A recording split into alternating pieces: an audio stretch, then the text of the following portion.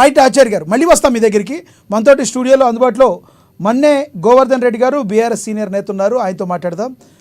గోవర్ధన్ రెడ్డి గారు నమస్తే సార్. నమస్తే అండి.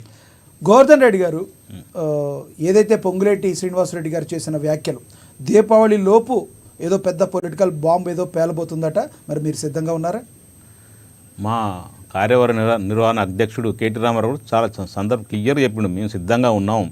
మీరు అవినీతి అని ఏదో పదే పదే వచ్చిన గవర్నమెంట్ వచ్చిన 10 నెలల నుంచి ఊదర కొడుతురు కదా, ఎక్కడ ఏ డిపార్ట్మెంట్లో అవినీతి చేసిరో చూసుకోండి, చేయని అవినీతి విచారణ జరిపించండి.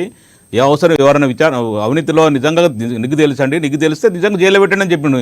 దీంట్లో పదే పదే ఊరికే ప్రెస్ నోట్లు ఇవ్వడం ఎందుకంటే కావాలని చెప్పేసి పొంగులేటి గారు ఏం చెప్పినట్టు దక్షిణ కొరియా నుంచి మేము వచ్చే లోపలనే ఏమైనా బాంబు వెళ్ళొచ్చు అన్నాడు. మరి వచ్చింది కదా, మరి నిన్ననే వచ్చింది కదా, బాంబు వేరే వెళ్ళింది. మరి అసలు ఎక్కడ ఉట్టిగా ఏదో ప్రెస్లో మాట్లాడాలని చెప్పేసి టీవీలు కనవడంగా పూనకం వచ్చినట్టు మాట్లాడేసి ఆ బాంబు వెళ్తుంది ఈ బాంబు వెళ్తే పేలని దానికి రెడీ ఉన్నారు కదా.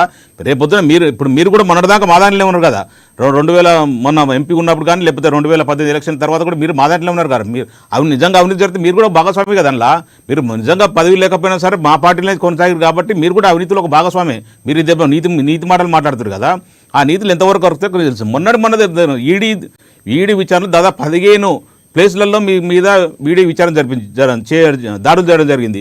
ఆ దాడులలో ఎక్కడ పోయింది, మీరు అసలు ఏం దొరికిందని ఈడీ వాళ్ళు చెప్పరు, కనీసం పొంగులేటి శ్రీనివాస్ కూడా చెప్పరు. ఆ 15 చోట్లలో ఏ పత్రం దొరికిందా, రూపాయి దొరికిందా, దొరకలేదా, పత్రం దొరకలేదా, కనీసం చెప్పాల్సిన బాధ్యత ఈడీ మీద ఉంటుంది. ఆల్రెడీ పొంగులేటి శ్రీనివాస్ ఒక ముఖ్యమైన బాధ్యతలు ఉన్నాడు, ఒక మంత్రి హోదాలు ఉన్నప్పుడు ఖచ్చితంగా నా ఈడీ మా ఇంట్లో సోదాలు చేసింది, ఇన్ని దొరికినాయి, మిషన్లు కూడా నోట్ల కట్ట లెక్క పెట్టారు, మిషన్లు కూడా తీసుకుపోయారు కదా, ఏం దొరికినాయి చెప్పాల్సిన బాధ్యత ఈయనకుంది వాళ్ళకుంది కదా. ఎవరు లేకుండా గుప్పిచాటు కాకుండా కోయినీరు హోటల్కు ఆదాని గారు రావడం, ఆదాని ఖాళీలు పట్టుకొని ఆయనతో కాంప్రమైజ్ కావడం, ఆయనతో కాంప్రమైజ్ అంటే బీజేపీతో కాంప్రమైజ్ అయినట్టు. అంటే బీజేపీ కాంగ్రెస్ పార్టీని కాపాడుతుందా? ఇంకోటి కూడా అడుగుతారు ఎవరైనా, మీరు ఆ రకంగా ఈడీ గన అలా చేసింది అడిగినందుకే ఆయన ఎక్స్ప్రెషన్ ఇవ్వాలి అంటే ఆయన, కానీ ఇప్పుడు కవిత గారు ఉన్నారు, ఆవిడ శిక్ష కూడా అనుభవించారు, చేశారో చేయలేదో ఇంకా ముద్దాయిగా ఆరోపణలు ఎదుర్కొనే ఆవిడ శిక్ష అనుభవించారు. మరి ఆవిడ ఎప్పుడు బయటకు వచ్చి ఇంతవరకు ఏమి సరిగ్గా ఖండించిన పాపాన్ని పోలేదు. దానికి ఇప్పుడు నిజంగా బీజేపీ పార్టీ కావాలని కక్షపూరితంగా కేసు పెట్టింది, అవసరం లేని కేసులో ఇరికించిన జైలుకు పెట్టారు, 5 నెలలు జైల్లో కూడా అనుభవించి వచ్చిన తర్వాత ఇప్పుడు కోటి పరిధిలో ఉంది కాబట్టి ఎవరు మాట్లాడరు, కవిత గారు మాట్లాడరు, ఎవరు మాట్లాడరు. కోటి పరిధిలో కొనాల్సి ఎవరు మనం మాట్లాడవచ్చు, కోటి పరిధిలో పోయినట్టే కోర్టే డిసైడ్ ఇస్తుంది, నిరపరాధ లేకపోతే అపరాధ లేకపోతే జైలు శిక్ష మళ్ళీ వేయొచ్చా వేయొద్దని ఆమె చూసుకుంటుంది. ఇప్పుడు అట్లా కాదు కదా, ఏం చేయకముందుకి ఏం తెలియకముందుకి అసలు ఈ డిపార్ట్మెంట్లో గిన్న అవినీతి జరిగింది, గిన్న చేసిందని చెప్పేసి ఆధారం లేకుండా నిరాధారమైన ఆధారాలను చూపించుకుంటూ ఊరికే స్టేట్మెంట్లు ఇస్తున్నారు. అది తప్పంటారు. మేము నిజంగా బాంబు పేల్చేది ఉంటే దమ్ము ఉంటే బాంబు పేల్చండి. మేము గత 10 సంవత్సరాలు మీ బీఆర్ఎస్ పార్టీ అధికారంలో ఉందని చెప్పి మా అసెంబ్లీ సాక్షి చెప్పడం జరిగింది, హరీష్ రావు చెప్పడం, కేటీఆర్ చెప్పడం, అందరు మంత్రులు కూడా చెప్పడం జరిగింది, మాజీ మంత్రులు చెప్పడం జరిగింది. ఎక్కడైనా ఫోన్ ట్యాపింగ్ వ్యవహారంలో కొంతమంది ప్రణీత్ అని కొంతమంది పోలీసు అధికారులు గారు కొంతమంది బయటకు వచ్చారు. ఈ దీనిలో ఎటువంటి బీఆర్ఎస్ నేతలకు ఎటువంటి సంబంధం లేదంటారా?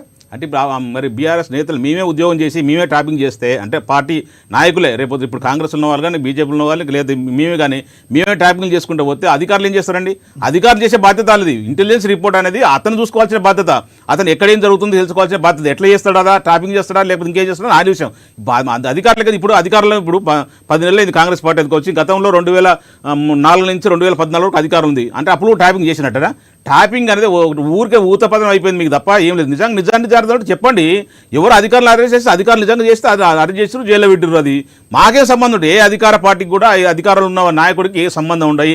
అధికార పార్టీ నాయకులకి ఏంది ఎక్కడేం జరుగుతుందో ఇంటెలిజెన్స్ వాళ్ళు వెరిఫై చేసుకొని విచారణ చేసుకొని తీసుకొచ్చి టేబుల్ పెడతారు. ఆ నాయకుడు కానీ ముఖ్యమంత్రి కానీ లేకపోతే దానికి సంబంధించిన మంత్రి కానీ చూసి దాని మీద ఏమైనా చర్యలు తీసుకుంటారు తప్ప అది ఎక్కడి నుంచి చేస్తున్నది ఫోన్ ట్యాపింగ్ ఒక నిజంగా ఫోన్ ట్యాపింగ్